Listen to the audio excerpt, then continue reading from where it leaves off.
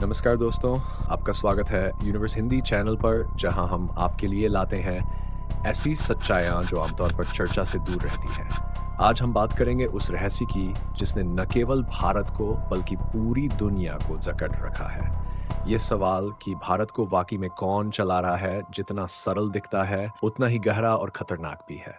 क्या हमारी सरकारें जिन पर हम भरोसा करते हैं देश को नियंत्रित कर रही हैं, या फिर इसके पीछे छिपी है कुछ गुप्त शक्तियां जो दुनिया के सबसे बड़े लोकतंत्र की दिशा तय करती हैं? इस वीडियो में हम इस सवाल का जवाब ढूंढेंगे। दोस्तों, ये कोई साधारण विषय नहीं है, बल्कि एक ऐसा रहस्य है जो आपकी सोच को बदल सकता है।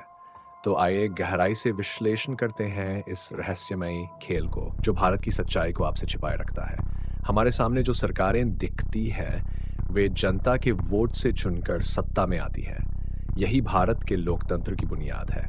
लेकिन क्या वाकई सत्ता की डोर इन्हीं नेताओं के हाथ में है? एक और सवाल उठता है कि सत्ता के इस दिखावे के पीछे क्या कोई और ताकतें हैं जो असली निर्णय ले रही हैं? जब भी आप एक लोकतांत्रिक व्यवस्था की कल्पना करते हैं तो आपके मन में एक छवि बनती है कि हमारे चुने हुए प्रतिनिधि हमारी तरफ से फैसले ले रहे हैं। लेकिन क्या ये हकीकत है? क्या इन नेताओं के पीछे कोई और ताकतें काम कर रही हैं जो इनकी हर चाल को नियंत्रित कर रही हैं? कुछ विशेषज्ञों का मानना है कि भारत की राजनीति में असली शक्ति उन ताकतों के हाथ में होती है जो कभी भी जनता के सामने नहीं आती। ये ताकतें बिजनेस लॉबी, अंतर्राष्ट्रीय संस्थाएं और खुफिया एजेंसियां हो सकती हैं। ये ताकतें न केवल नीतियों को प्रभावित करती हैं बल्कि सरकार की दिशा भी तय करती है। अब बात करते हैं कॉरपोरेट जगत की। क्या आपने कभी सोचा है कि कुछ बड़ी कंपनियां जैसे रिलायंस, टाटा, अदानी और अंबानी ग्रुप्स भारत की नीतियों को किस हद तक प्रभावित करती है? भारत की आर्थिक व्यवस्था में इन कंपनियों का प्रभाव इतना बड़ा है कि सरकार की नीतियों में इनका सीधा हस्तक्षेप होता है। रिलायंस इंडस्ट्रीज के मालिक मुकेश अंबानी, जो देश के सबसे अमीर आदमी माने जाते हैं, उनका प्रभाव सरकार पर किस हद तक है? अगर आपको यह सोचना भी अजीब लग रहा है तो जरा सोचिए कि कितनी बार आपने सुना है कि सरकार की नीतियों में उनके कारोबार को फायदा पहुंचाने के लिए बदलाव किए जाते हैं। यह सिर्फ एक कंपनी की बात नहीं है। कई ऐसे बड़े बड़े कॉरपोरेट्स हैं जो पर्दे के पीछे से नीतियों को प्रभावित करते हैं। उनके पास इतना पैसा और सत्ता होती है कि वे देश के कानूनों को बदलवा सकते हैं। वे राजनीतिक दलों को चंदा देते हैं जिससे उनके हित सुरक्षित रहते हैं।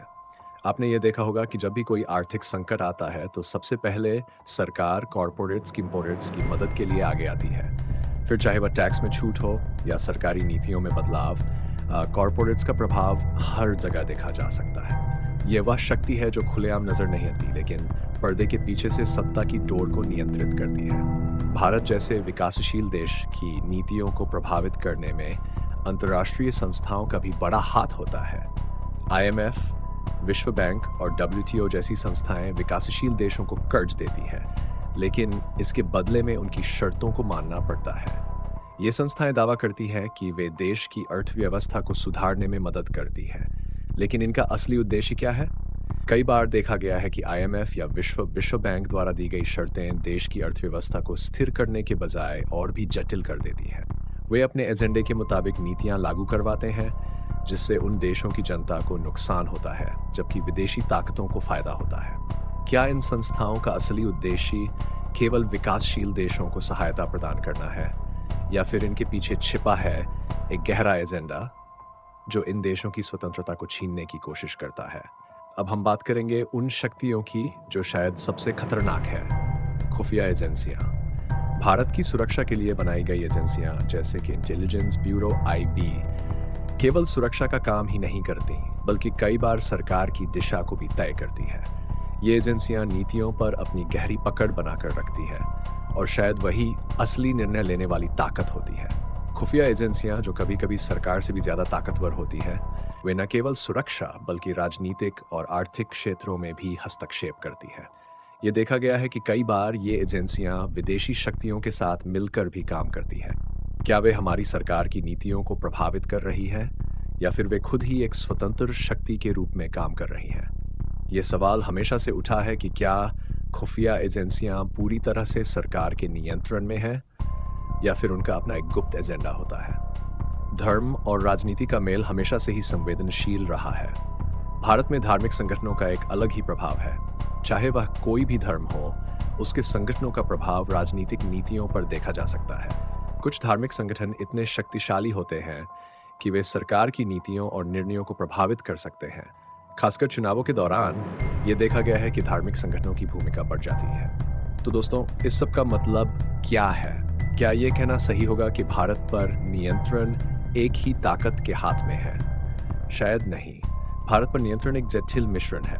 नीतिक दल, कॉरपोरेट्स, अंतर्राष्ट्रीय संगठन, खुफिया एजेंसियां और धार्मिक संगठन सभी मिलकर इस देश की दिशा तय करते हैं। भारत एक विशाल और विविधता से भरा देश है, जहां असली सत्ता कई स्तरों पर बंटी हुई है। आपका क्या मानना है? क्या वाकई भारत पर असली नियंत्रण हमारे नेताओं के हाथ में है, या फिर इसके पीछे काम कर रही है अदृश्य ताकतें? हमें कमेंट्स में अपनी राय जरूर बताएं। और अगर आपको ये वीडियो पसंद आया हो तो इसे लाइक करें, शेयर करें और सब्सक्राइब करें SRS यूनिवर्स हिंदी चैनल को, ताकि आप हमारी अगली वीडियो से न चूकें।